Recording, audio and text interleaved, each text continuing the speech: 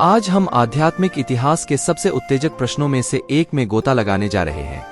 बौद्ध भगवान में विश्वास क्यों नहीं करते? यह किसी भी एजेंडा को धक्का देने या किसी के विश्वासों का अपमान करने के बारे में नहीं है। बौद्ध धर्म पूरी तरह से स्वतंत्र जांच और सब कुछ प्रश्न करने के बारे में है, यहाँ तक कि अपने स्वयं के शिक्षाओं का भी। चाहे आप एक धार्मिक आस्तिक हों, एक कठोर संशयवादी हों या बस विभिन्न दृष्टिकोणों के बारे में जिज्ञासु हों, आप सही जगह पर हैं। हमारा मिशन यह है कि हम खोजें, अपनी धारणाओं को चुनौती दें और नई संभावनाओं के लिए अपने मन को खोलें। तो अपनी सीट बेल्ट बांध लें, क्योंकि यह यात्रा हमें बौद्ध धर्म के अद्वितीय और क्रांतिकारी आध्यात्मिक दृष्टिकोण के दिल तक ले जाएगी। आप तैयार हैं? चलिए चलते हैं। पहले चलिए अपने शब्दों को परिभाषित करते हैं। जब हम भगवान कहते हैं तो हम आमतौर पर एक सर्वशक्तिमान, सर्वज्ञाता सृष्टिकर्ता की बात करते हैं जो ब्रह्मांड पर शासन करता है, ऐ ना? तो बात यह है, स्वयं बुद्ध ने वास्तव में इस विचार पर कभी ध्यान केंद्रित नहीं किया। वे यहाँ और अभी में मानव दुख को हल करने में अधिक रुचि रखते थे, न कि परम उत्पत्ति के बारे में अटकलें लगाने में। वास्तव में जब भगवान और ब्रह्मांड की प्रकृति के बारे में पूछा गया तो बुद्ध अक्सर चुप रहते थे, यह कहते हुए कि ये प्रश्न मुक्ति के मार्ग के लिए अप्रासंगिक थे। कुछ शताब्दियों आगे बढ़े और हम पाते हैं कि अधिकांश बौद्ध परंपराएं एक अनीश्वरवादी विश्व दृष्टिकोण को अपना रही हैं।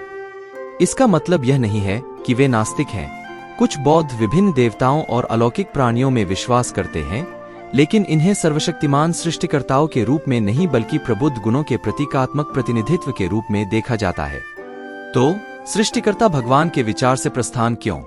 अपने मूल में बौद्ध धर्म आत्मशक्तिकरण के बारे में है। बुद्ध ने सिखाया कि हम में से प्रत्येक में स्वयं को दुख से मुक्त करने की जन्मजात बुद्धि और करुणा है। हमें किसी बाहरी उद्धारकर्ता या देवता पर निर्भर होने की आवश्यकता नहीं है। मुक्ति की कुंजी हमारे भीतर है। यह ऐसे है जैसे हमारे अंदर एक सुपरहीरो छिपा हो, बस मुक्त होने का इंतजार कर रहा हो। यह व्यक्तिगत जिम्मेदारी का क्रांतिकारी विचार पूरी तरह से खेल को बदल देता है। इसका मतलब है कि हमारी खुशी और आध्यात्मिक वृद्धि हमारे अपने हाथों में है। हम केवल प्रार्थना या बलिदान नहीं कर सकते और किसी दिव्य प्राणी से हमारी समस्याओं को हल करने की उम्मीद कर सकते हैं। बुद्ध के अंतिम शब्द थे, अपने आप को दीपक बनो। दूसरे शब्दों में, अपनी बुद्धि पर भरोसा करें, सब कुछ प्रश्न करें और किसी भी नेता या सिद्धांत का अंधानुकरण न करें। लेकिन ठहरिए, यह और भी दिलचस्प हो जाता है। बौद्ध कर्म और पुनर्जन्म में भी विश्वास करते हैं। यह विचार कि हमारे कार्यों के परिणाम होते हैं जो हमारे भविष्य के अनुभवों को आकार देते हैं, इस जीवन में और परे दोनों। यह कारण और प्रभाव का एक ब्रह्मांडीय खेल जैसा है और स्कोर रखने के लिए किसी दिव्य न्यायाधीश या स्वर्गीय लेखाकार की आवश्यकता नहीं है। हम वही हैं जो अपनी खुद की नीति को गति में सेट करते हैं। जो हम बोते हैं वही काटते हैं। कर्म की यह अवधारणा बौद्ध धर्म के एक अन्य मूल शिक्षण में बंधी हुई है, आत्मा का विचार या अनंतता। अपनी सीट बेल्ट बांध लें, क्योंकि यह एक कठिन सवाल है। मूल रूप से बौद्ध धर्म कहता है कि सब कुछ हमारे आत्मभावना सहित अस्थायी और लगातार बदलते रहते हैं। किसी भी देवता द्वारा निर्मित कोई स्थिर, शाश्वत आत्मा नहीं है। इसके बजाय हम विचारों, भावनाओं और अनुभवों की एक निरंतर बदलती धारा की तरह हैं। यदि यह अजीब लगता है तो आप अकेले नहीं हैं। दार्शनिकों ने इस विचार के साथ सदियों से जूझ रहे हैं। लेकिन बुद्ध की बात यह थी कि आत्मा के झूठे भावना से चिपके रहना प्रमुख दुख का स्रोत है। अपने अहंकार को छोड़कर और परिवर्तन की धारा को स्वीकार करके हम सच्ची स्वतंत्रता पा सकते हैं। अब यह सब कुछ बहुत ही सारगर्भित और बौद्धिक लग सकता है, लेकिन बुद्ध पूरी तरह से प्रत्यक्ष अनुभव के बारे में थे। वे नहीं चाहते थे कि हम केवल उनके शब्दों को लें, वे चाहते थे कि हम अपने लिए सत्य का स्वाद चखें। इसलिए बौद्ध धर्म ध्यान और जागरूक जीवन पर इतना जोर देता है। अपनी ही मस्तिष्क को देखकर और जागरूकता को बढ़ावा देकर हम भ्रमों को काट सकते हैं और वास्तविकता की अंतिम प्रकृति की खोज कर सकते हैं। और यही मुख्य बात है। बौद्ध विश्वास करते हैं कि सर्वोच्च सत्य शब्दों, अवधारणाओं और यहाँ तक कि विश्वासों से परे है। इसे केवल प्रत्यक्ष अंतर्दृष्टि के माध्यम से ही जाना जा सकता है। तो भगवान के अस्तित्व के बारे में तर्क करने के बजाय बौद्ध धर्म हमें आत्मान्वेषण की व्यक्तिगत यात्रा पर आमंत्रित करता है। यह एक आध्यात्मिक खजाने की खोज की तरह है, जिसकी अंतिम पुरस्कार हमारे अपनी असीम बुद्धि और करुणा की प्राप्ति है।